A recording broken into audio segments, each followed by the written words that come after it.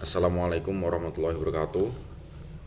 Waalaikumsalam warahmatullahi Perkenalkan, wabarakatuh. nama saya Dasawik Faruqi, NPM 23230364 dari kelas PCKR 5C. Di sini saya akan mewawancarai salah satu guru penjas yang bernama Mas Yakfi Azhar, lulusan dari Universitas PGRI Semarang juga. Mungkin sebelumnya Mas Yakfi silakan untuk memperkenalkan diri. Monggo. Oke, Assalamualaikum warahmatullahi wabarakatuh. Sebelumnya Waalaikumsalam. perkenalkan, nama saya Yakfi Azhar Muzaki. Saya lulusan dari Universitas PGRI Semarang. Saya sekarang ada di SMP Islam di daerah Jepara. Namanya SMP Islam Rodlotus Tolibin, Jambu Timur, Kecamatan Lombok, Jepara. Oke, baik. Gimana sehat Mas Yakfi pagi ini? Alhamdulillah. Langsung saja ke pertanyaan pertama nggih. Yang pertama, apakah Mas Yakfi dari dulu itu pernah mengikuti pelatihan atau workshop sehingga di waktu saat ini pada saat Mas Yakfi mengajar itu ada benefitnya dari mengikuti workshop atau pelatihan yang dulu-dulu? Oke, mungkin saya pernah mengikuti itu baru kemarin ya, mungkin tahun kemarin itu saya mengikuti pelatih fisik tingkat nasional, dan itu mungkin cukup membantu saya untuk menyusun rencana pembelajaran, karena di sana saya bertemu dengan teman-teman dari berbagai daerah, ada beberapa dari Universitas di Semarang, ada yang dari UNJ, dan rata-rata yang mengikuti pelatihan tersebut adalah guru penjas. Jadi saya banyak sharing-sharing di sana, saya dapat pengalaman baru, saya bertemu guru-guru yang sudah 10-20 tahun mengajar penjas, jadi saya dari sana mendapat masukan yang cukup banyak untuk pengalaman saya di sana, mungkin sangat membantu dalam pembelajaran PJOK saya kali ini. Mungkin itu ya. Oke, berarti benefitnya itu mengenai sharing-sharing pengalaman dengan guru-guru yang sudah pengalaman yang sudah cukup lama gitu nggih Mas. Ya. Lah kalau boleh tahu Mas Yakfi ini sudah mengajar berapa lama berarti kalau dari dihitung dari kelulusan pada saat di universitas?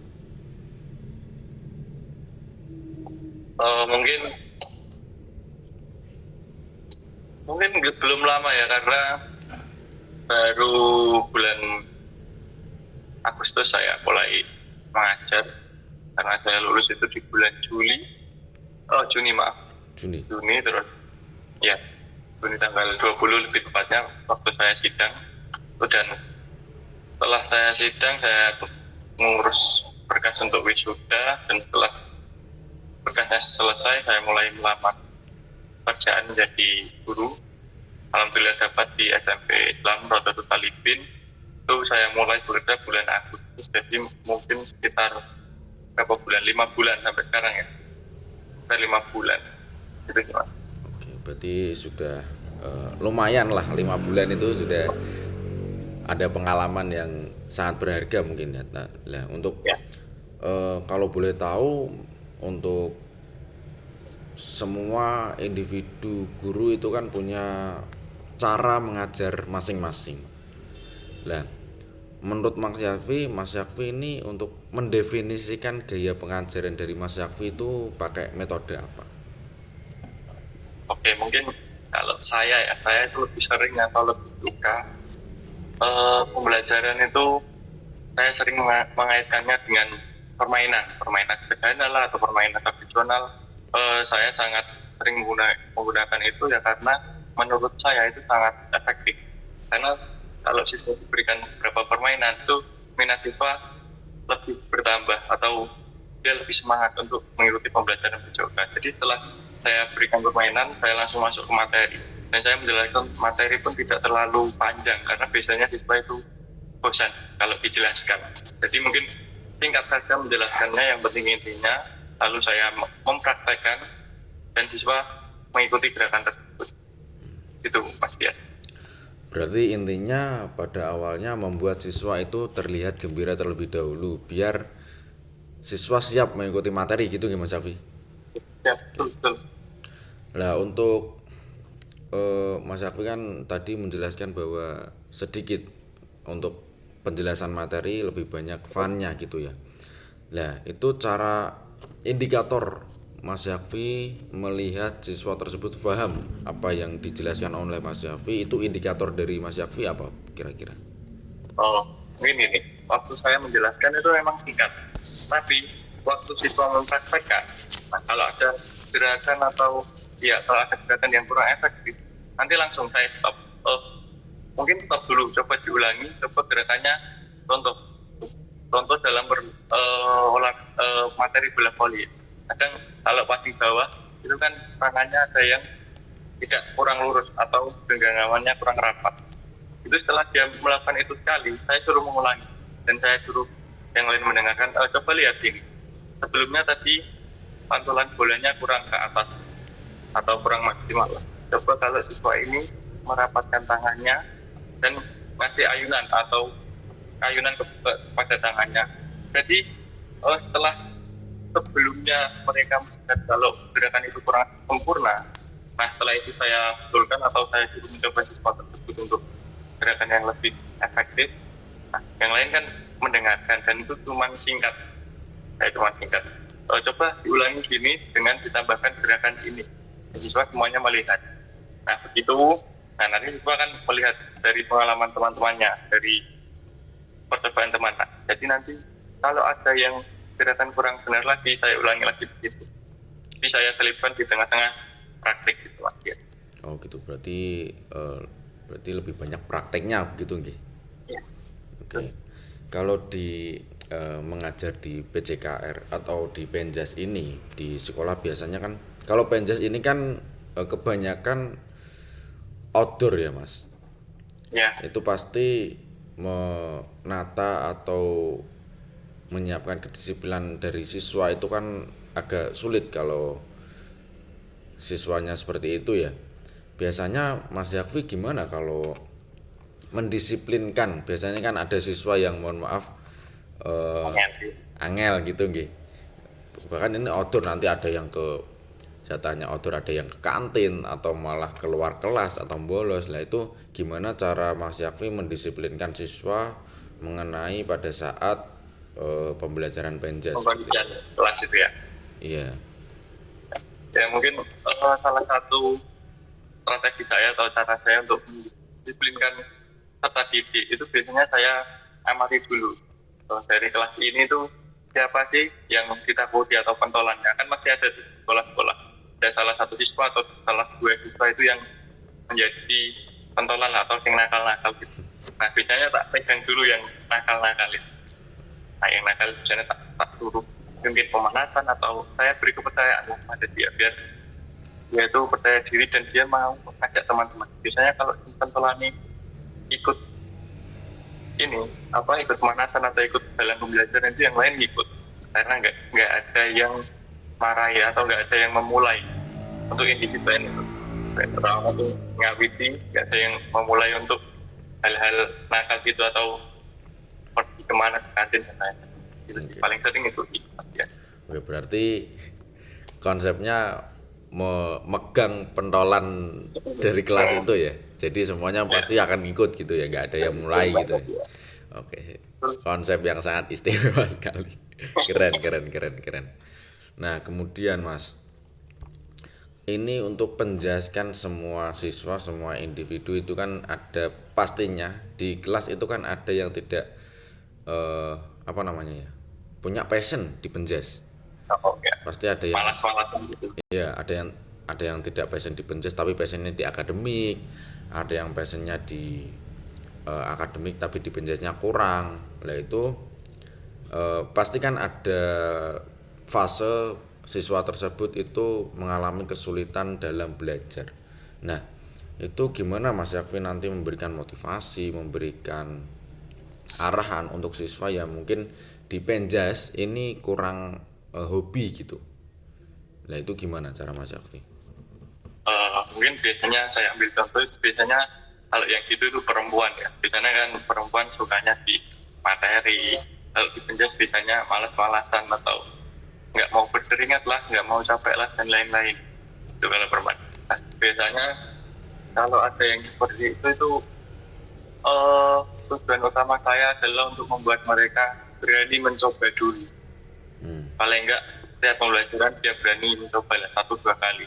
Yang penting saat pembelajaran itu dia mencoba, jangan sampai tidak mencoba sama sekali, karena kan ini pembelajaran untuk satu kelas, jadi paling enggak semuanya harus mencoba, walaupun gerakannya salah atau gimana enggak masalah, yang penting dia berani untuk mencoba.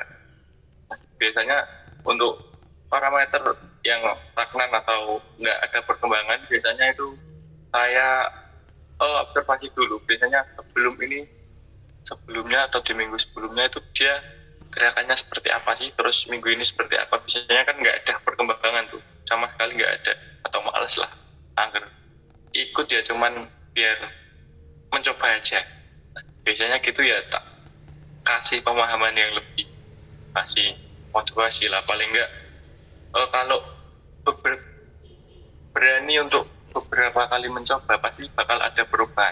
Kalau cuma 1, 2, 3 kali mungkin emang nggak kelihatan perubahannya, tapi kalau mencoba beberapa kali, mengulang-ulanginya, pasti sedikit demi sedikit akan membaik gerakannya gitu Mas ya. Berarti yang penting berani mencoba gitu ya Mas. Oke. Nah, kalau boleh tahu Mas Yakfi ini kan di sekolah ini terlibat dari ekstrakurikuler gitu atau komunitas di sekolah lain apa enggak ya? Gimana maksudnya ya? Kayak memegang satu ekstra di SMP atau di luar Mungkin melatih gitu. di luar ya, mungkin di luar. Karena baru saja kemarin saya dimintai tolong atau dimintai bantuan ya salah satu tempat saya. Karena kemarin kan lagi ada event Popda itu serentak di berbagai daerah, kan bulan November kemarin ada Popda tingkat kabupaten. Nah kemarin itu ada beberapa teman saya yang meminta bantuan karena saya punya sertifikat pelatih fisik. Jadi teman-teman ada yang minta untuk ingin mengetahui kondisi fisik atletnya itu gimana. Dan biasanya rata-rata itu pada cabur atletik Mas, yang lari jauh, lari pendek, lompat jauh dan lain-lain. Itu biasanya kebanyakan dari atletik. Terutama kemarin saya dimintai tolong teman saya dari SD 6 Selamat itu juga di atletik, dan ada lagi dari SMP 1 Melongo itu juga di atletik. Nah di situ saya dimintai tolong untuk mengetahui kondisi fisiknya gimana, dan saya juga dimintai tolong untuk membenahi kondisi fisiknya tersebut. Itu sih Mas. Oke. Kalau komunitas itu. Oke. Baik. Ini sekarang kita menuju ke teknologi ya Mas ya. Di teknologi zaman sekarang itu kan peningkatannya sangat pesat ya. Jadi mulai ada AI dan yang lain-lain lah. Dan dari Mas Syafri, cara memantau siswa untuk penggunaan teknologi yang sekarang majunya sangat pesat itu gimana? Kalau boleh tahu, sekolah Mas Syafri boleh bawa HP enggak kalau sekarang? Boleh, tapi dikumpulkan. Jadi boleh, tapi berangkat itu boleh dikumpulkan di kantor, nanti saat pulang diambil. Jadi handphone itu digunakan biasanya kan ada yang rumahnya jauh itu untuk menghubungi keluarga. Biasanya kan ada pulang agak cepat itu bisa. Jadi pas istirahat pun nggak boleh karena masih SMP. Berarti hanya untuk berkomunikasi ya dengan orang ya. Berarti tidak pada saat pembelajaran buka AI gitu enggak ya? Oke. Kalau mungkin teknologinya ini cuma kadang setelah pembelajaran selesai, saya itu memotivasi atau memberikan contoh kepada siswa bahwa digital atau handphone ini tuh banyak loh manfaatnya. Kalian bisa menggunakan gawai atau handphone untuk mencari referensi, untuk mengetahui pembelajaran baru, untuk belajar sangat bisa. Biasanya saya setelah praktek atau setelah di lapangan selama belajar selesai, saya memberi tugas pada anak-anak atau kepada siswa itu untuk di rumah itu latihan atau setidaknya menonton lah video di YouTube paling sering, atau enggak di TikTok, soalnya kan sekarang anak-anak lagi banyak untuk punya akun TikTok. Itu mencari di search, itu mencari umpama dia mau belajar apa sih. Kita ambil contoh gerakan dasar dalam sepak bola, passing bawah atau passing bawah atau mengontrol. Nah setelah saya berikan materi tersebut, saya suruh siswa untuk belajar di rumah atau paling nggak melihat video biar tahu gerakannya yang benar gimana. Biasanya saya beri tugas tersebut biar siswa latihan di rumah atau menonton video tersebut. Nanti minggu depannya baru saya adakan penilaian. Jadi biasanya kelihatan nih, kalau biasanya yang nggak ada perkembangan itu dianya nggak mau coba sendiri di rumah atau nggak mau belajar di rumah, atau paling nggak cuma nonton video tapi tidak dipahami videonya. Oh, Tapi kalau yang benar-benar belajar atau benar-benar mencoba kan kelihatan tuh perubahannya. Soalnya kan waktunya ada seminggu sebelum pertemuan kembali gitu, Mas Dias. ya, berarti mengenai pemanfaatan teknologi atau gadget di era sekarang gitu ya. Jadi disuruh menonton video terus nanti dipraktekkan jadi kelihatan ya Mas buat siswa-siswa yang wah ini ra nonton ki. Oh ini nonton tapi emang masih salah gitu kelihatan ya nantinya pada saat praktek gitu ya. Oke. Sekarang mulai kurikulum Mas. Kurikulum ini kan berganti-ganti terus ya.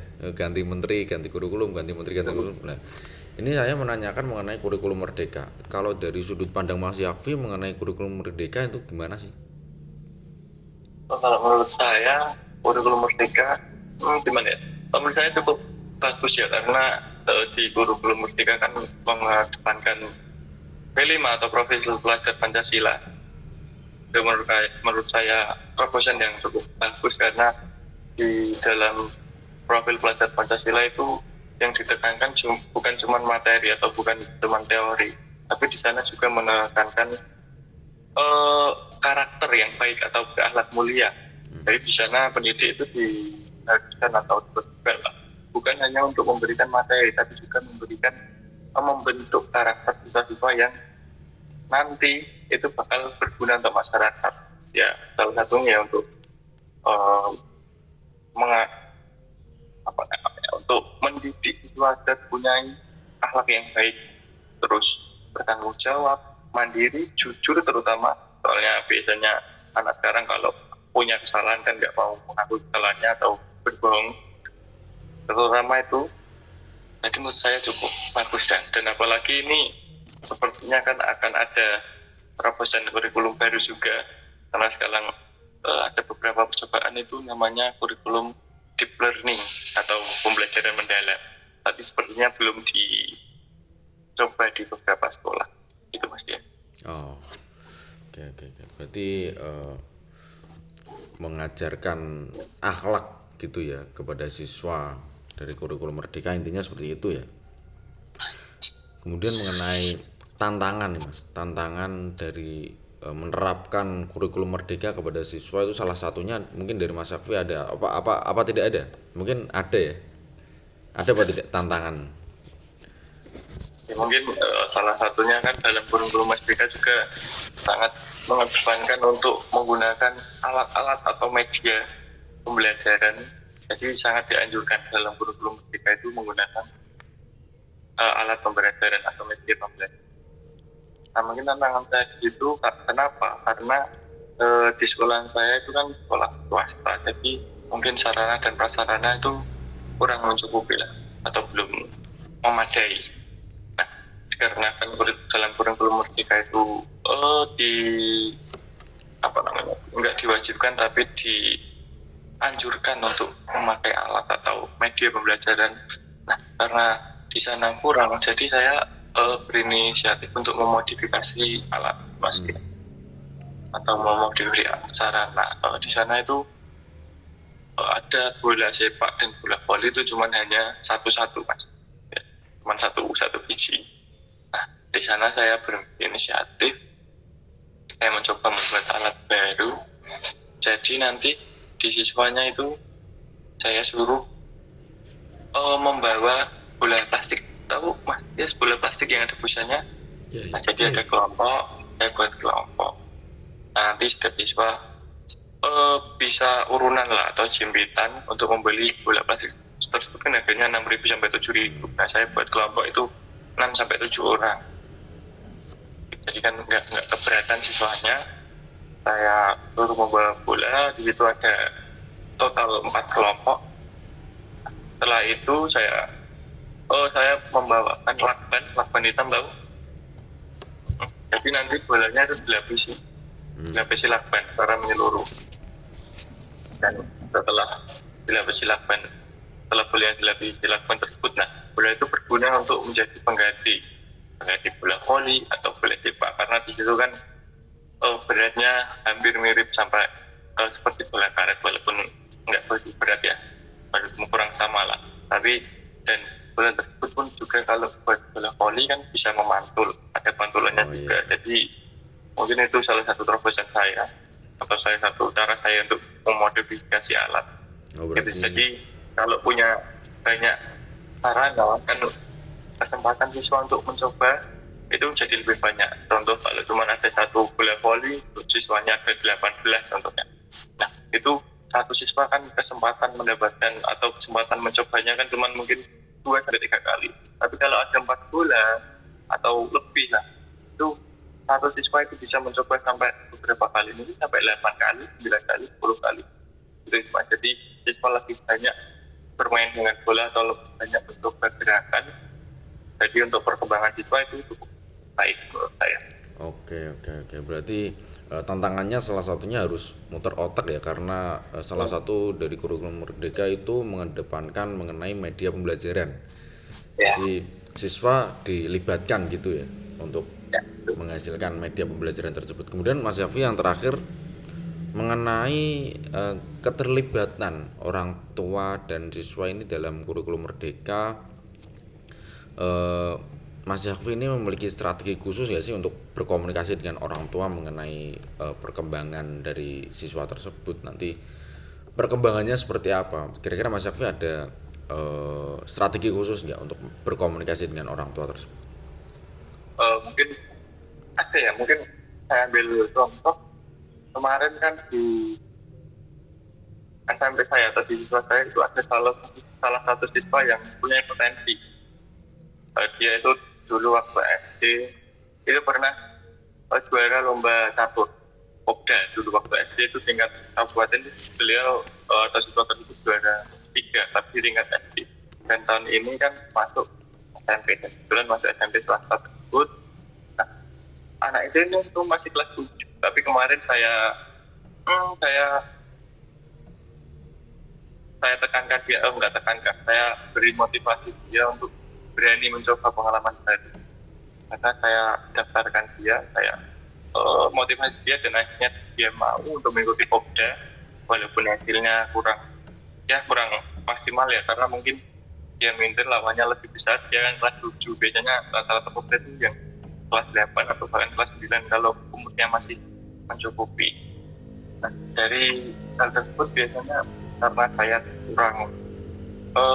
kurang memahami dalam olahraga catur ya, dalam cabut catur, biasanya saya berkomunikasi dengan orang tua wali siswa tersebut. Nah, alhamdulillah orang tuanya itu cukup berkecimpung di dunia percaturan. Jadi makanya dia punya potensi. Jadi saya komunikasi dengan wali murid tersebut, ya saya minta tolong atau memberi dukungan lah, atau meminta wali tersebut untuk memberikan dukungan atau memotivasi anaknya agar bisa berlanjut. Kalau dia kan sudah punya potensi nih, kalau disia-siakan kan eman-eman, atau bahasanya ya eman-eman lah, menyanyiakan pengumuman, harusnya kan dia bisa berkembang. Nah, dari situ karena saya kurang main di bidang misalkan saya kemarin tuh mungkin cukup intens ya komunikasi saya juga punya nomor pribadinya, WA-nya wali murid tersebut, ya saya bertanya beberapa perkembangannya, karena yang kebetulan yang mengajar catur itu ayahnya sendiri gitu. Dia memberikan dukungan, saya bertanya kepada wali muridnya kira-kira perkembangannya gimana. Saya minta tolong untuk didukung siswanya, karena siswa ini tuh punya potensi, apalagi tahun depannya lagi kan proyek dia masih cukup panjang, usia dia masih muda, jadi mungkin nanti akan membuahkan hasil kalau terus-menerus biasa membaca. Itu Mas ya. Oh gitu ya. Berarti intinya selalu berkomunikasi dengan orang tua wali mengenai perkembangan dari siswa-siswa seperti itu ya Mas Sofi. Oke, baik. Mungkin cukup itu pertanyaan-pertanyaan dari saya Mas. Eh, 25 menit yang sangat apa namanya ya, sangat berefek sekali lah kepada saya untuk Mas Syafri sudah memberikan pengalamannya pada saat mengajar dan lain-lain. Mungkin cukup itu saja karena ini juga sudah ada notifikasi RAM penuh. Jadi mungkin itu saja cukup. Terima kasih Mas Syafri sudah meluangkan waktunya untuk menjadi mewawancara, tugas wawancara ini tugasnya Pak Doni Anhar. Jadi terima kasih. Wabillahi taufik walhidayah. Wassalamualaikum warahmatullahi wabarakatuh. Waalaikumsalam warahmatullahi Sukses Mas wabarakatuh. Syafri. Terima kasih. Ya.